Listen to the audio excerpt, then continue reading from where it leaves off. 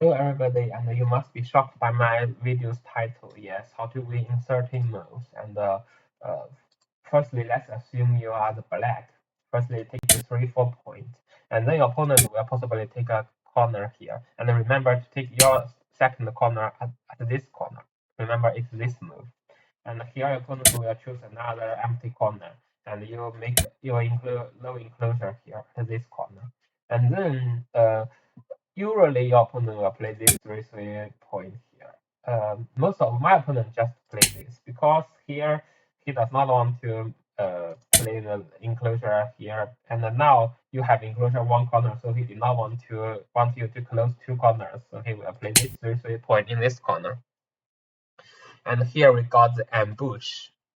We have an ambush. Firstly, if your opponent chooses this joystick, it is not playable here because there is a ladder. What ladder? If I guess many people know this very complicated joystick. And here we have an ambush. Usually we'll play this, and this is very common joystick, but very complicated, and many people know that, but they do not know that exactly. They just know the moves, but do not understand that. And for this kind of people, we can cut here, and this is a very important ambush. And there's a ladder. Usually we cannot play that because after a Atari stretch, you jump here and make sure these two are not captured. And here there's a ladder. Usually, for most of the opening here, there is the white corner, but we have the ambush. I repeat it again. We are ambushing him. And here the game has over.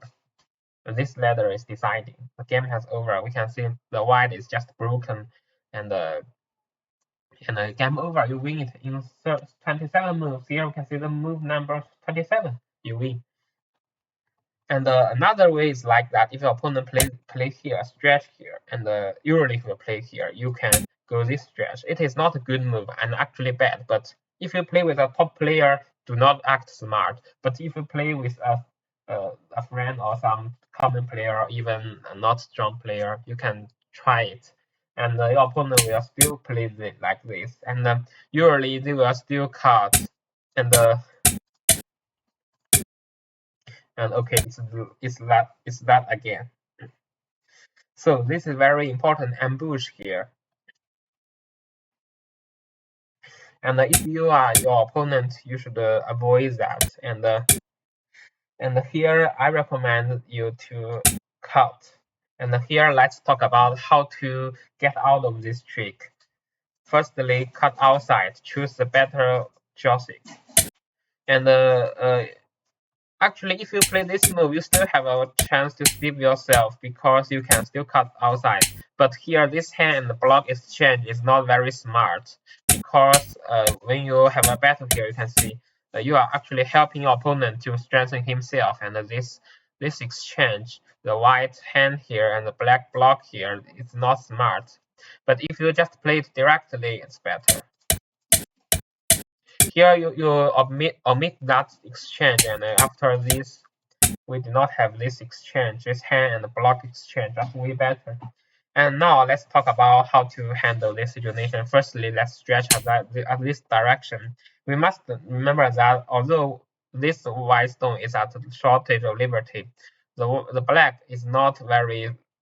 It also has the same problem. If he hang here and you jump, he need to avoid these two being captured, so he jump and he will cut. Here there is a double Atari you can see. So your opponent can still can just connect and you stretch. Your opponent play this move, and as a result, you can see firstly you take the corner. Secondly, the influence in the center for you is stronger than your opponent, so it is a failure for the black.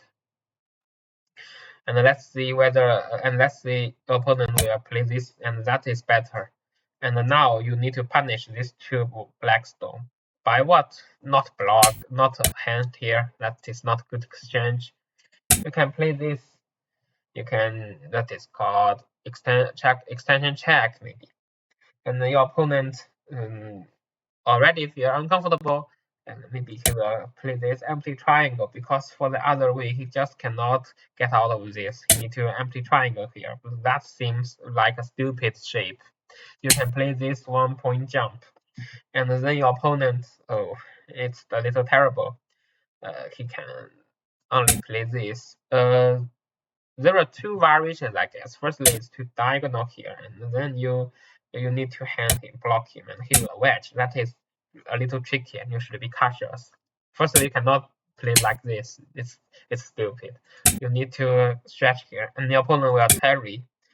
Be cautious now. Be very cautious now. You cannot connect. He will hand here. You are captured. So you need to cut.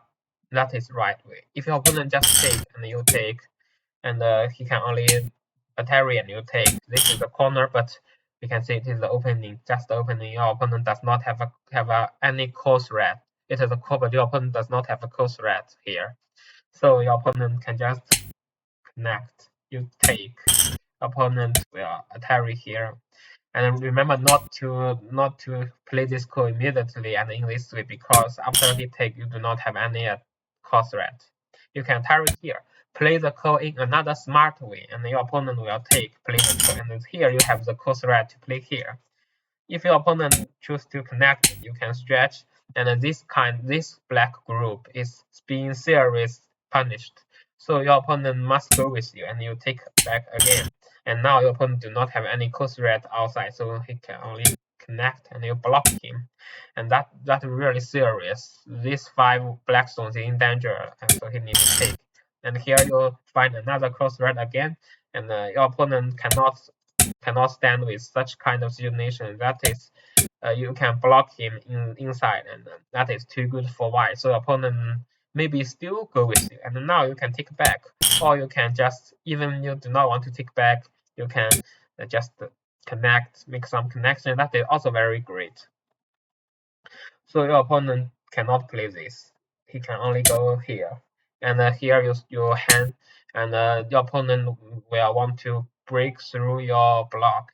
And firstly, he maybe think of this hand here. And, you cut. He parry, stretch, and he stand here. And now you have a. If you are very sensitive at the stone's shape, you can play here. This shape is really great, and the opponent will hand and connect, make 2 eyes. You also make 2 eyes here, and then for this corner, that is not bad for white, because here the white, although it cannot that strong, but block the black inside, and still take the corner.